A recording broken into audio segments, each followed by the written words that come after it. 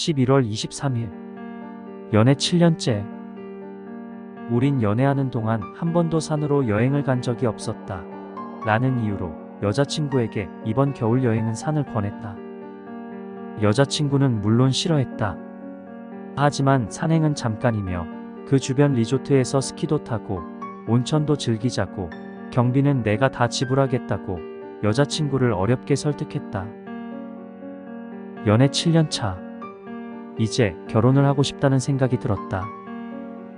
나는 우리의 7주년인 크리스마스에 눈 내리는 산 위의 호수에서 여자친구에게 프러포즈할 생각이다.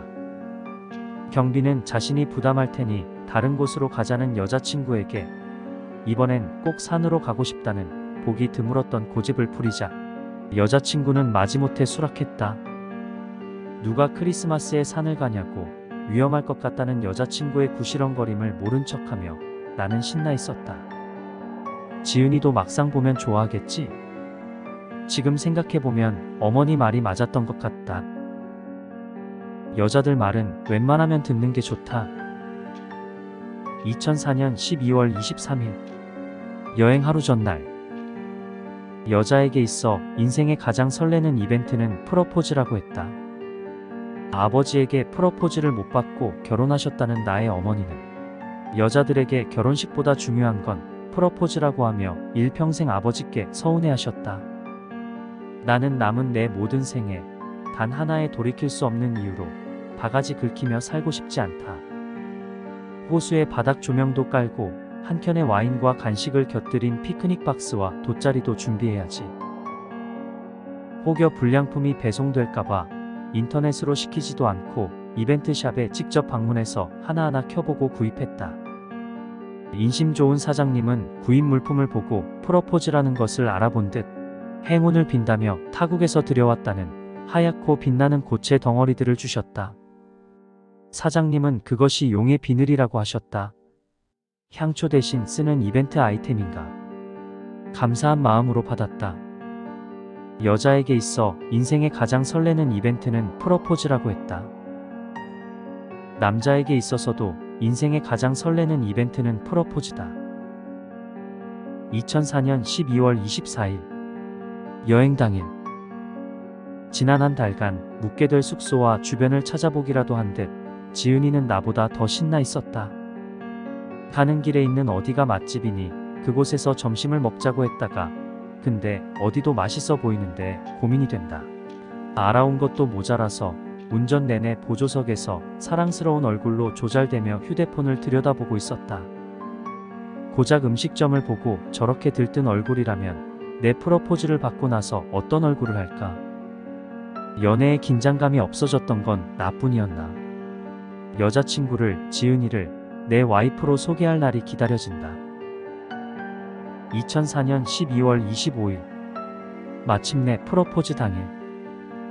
어젯밤 어찌나 설레 잠이 안 오던지 3시간 정도 운전을 하고 잠깐 스키를 타고 나서도 피곤한 몸은 잠에 들지 못했다. 지은이는 내 안색을 보며 산에 오를 수 있겠냐고 걱정했다. 내 안색이 무엇 때문에 이 모양인지 알게 될 얼굴을 생각하니 피곤했던 몸이 깨어나는 기분이다. 몰래 싸두었던 이벤트 용품이 담긴 등산 가방을 짊어지고 출발하자는 나를 보고 지은이는 무슨 짐이 그리 많냐며 오래 있을 생각이냐고 물어왔다. 나는 슬쩍 웃으며 돌아섰다. 마눌님, 거기서 살겠다고 안 내려간다는 말이나 하지 마세요. 2004년 12월 26일. 제길, 젠장, 다 망쳤다. 프러포즈는 성공적이었다. 호수 근처에서 도시락을 먹으며 나는 잠시 화장실에 다녀온다고 볼 일 볼 곳이 찾기 힘들 것 같으니 기다리지 말고 먼저 먹고 있으라고 괜히 찾으러 다니다가 길이 엇갈리면 위험하니 가만히 있으라는 밑밥까지 깔아두고 조명과 와인을 세팅했다. 완벽했다. 세팅을 마친 후 지은이에게 가서 화장실을 찾다가 멋진 호수를 발견했으니 같이 가보자는 말을 하고 이벤트 장소로 안내했다. 마침 눈까지 내리기 시작한 조용한 호수에 수많은 조명과 피크닉 박스, 와인과 와인잔. 지은이는 뭐라고 말을 잇지도 못한 채 입을 막고 눈물을 주르륵 흘렸다. 준비된 반지와 길지 않은 멘트로 청혼을 했고 지은이는 크게 고개를 끄덕였다. 엄마 아들 유부남이야.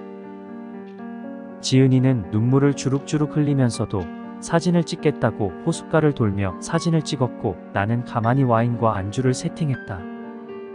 그때 퐁당. 지은이의 휴대폰이 호수에 빠졌다.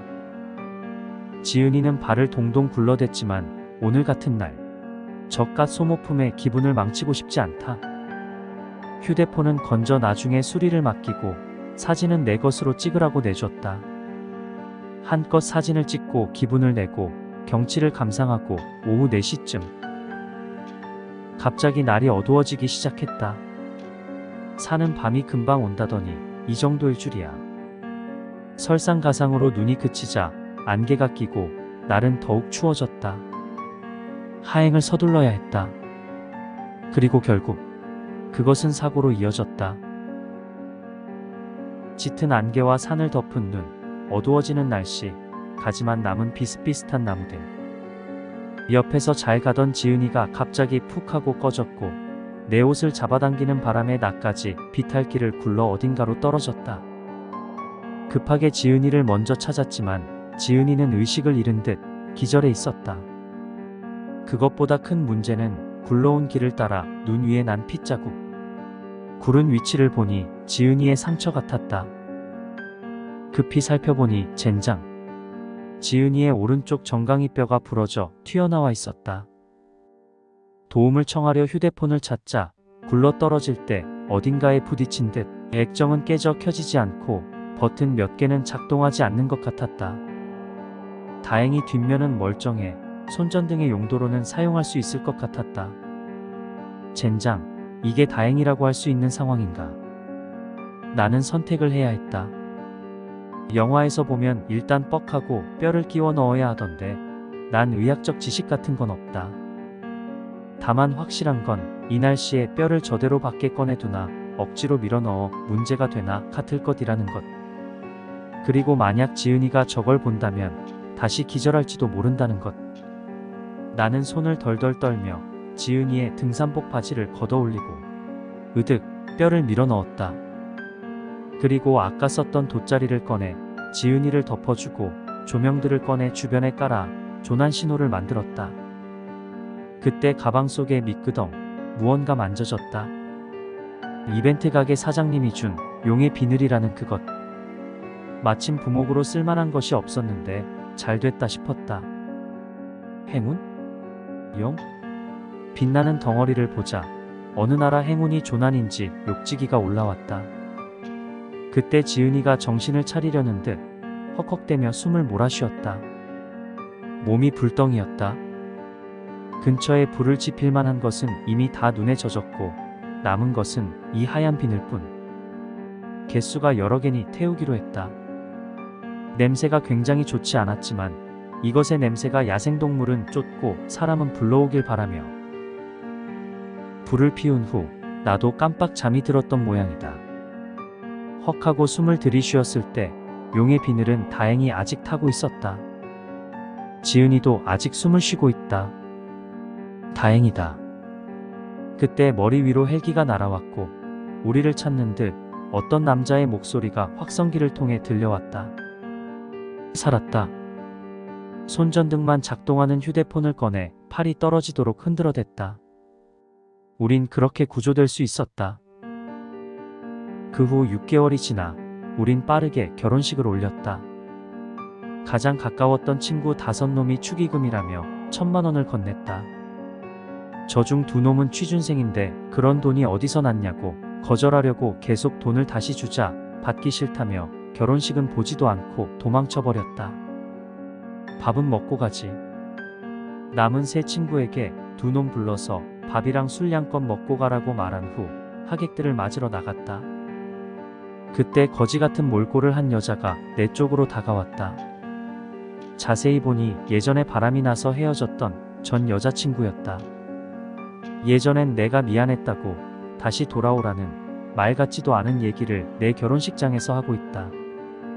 갑작스러운 상황에 우리 부모님은 당황하시며 장인어른과 장모님의 얼굴을 살피는데 장인어른께서는 내 사위가 능력이 있다며 껄껄 웃으셨다. 시간이 되고 주례사 앞에 섰나. 그리고 장인어른의 손을 잡고 내게 난 길로 다가오는 나의 신부 지은이. 문득 프러포즈 하던 날, 조난을 당했던 그날의 기억이 떠오른다.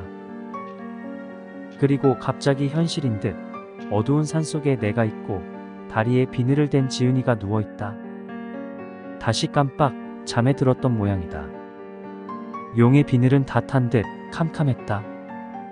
나는 다시 불을 피웠다. 그때 누군가의 목소리가 들리며 날 흔들어 깨웠다. 아, 우리 딸. 애교 많은 우리 딸이 점심 준비가 끝났다고 나를 흔들어 깨웠다. 그래, 결혼 후 1년쯤 지났을 때 우리는 치킨집에서 신년기념으로 나눠준 미국 로또 1등에 당첨되고 그 돈으로 사업을 시작했다. 지금은 전문 경영인을 통해 나는 대주주로 있을 뿐 여가를 즐기며 살고 있다. 둘째를 가진 지은이는 태교 중이고 나는 지은이 목까지 우리 딸을 놀아줘야겠지. 간밤에 꾼 꿈이 지나치게 생생했다. 그때 휴대폰이 울리며 회사로부터 전화가 왔다. 계약이 체결되었으니 사인을 하러 오라는 기쁜 소식이었다. 급히 회사로 향해야 했기에 오늘은 딸을 데리고 출근하여 유창한 외국어로 바이어들과 인사를 나눴다. 그들은 딸이 귀엽다며 가정적이다, 와이프가 좋아하시겠다 같은 칭찬을 늘어놓았다. 그때 딸이 갑자기 짧은 외국어로 그들에게 감사 인사를 했다. 바이어들은 잠깐 놀라며 사장님을 닮아 총명하니 좋겠다는 서비스 멘트도 빠뜨리지 않았다. 기분이 좋아진 나는 기사에게 딸을 집으로 데려가게 하고 바이어와 관련 직원들에게 고급 일식집에서 저녁을 제안했다. 저녁 식사를 하며 그들은 사장님이 운이 참 좋으신 것 같다고 부적이라도 있는 것이냐고 물어왔다. 내 행운의 부적은 와이프라고 조크를 던지자 그들이 야유를 하며 미소를 지었다. 그때 그런 생각이 들었다.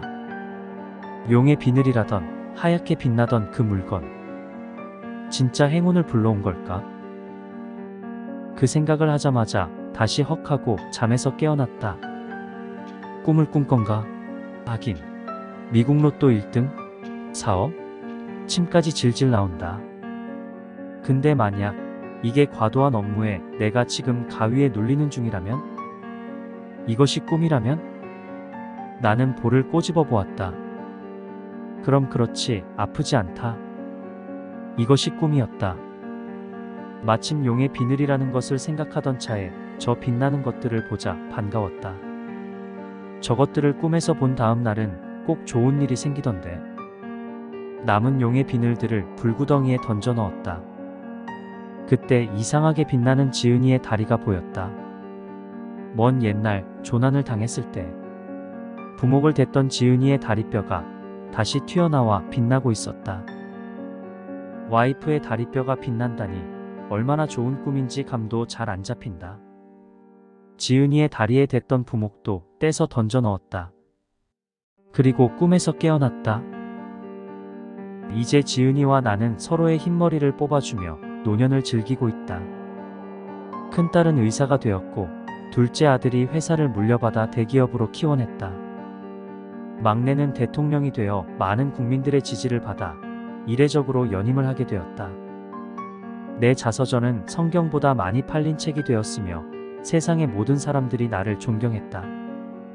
성경보다 많이 팔린 자서전이라니 그저 웃음만 나온다. 내가 예수보다 잘 나가나. 날 위한 종교는 없는 게 신기하네.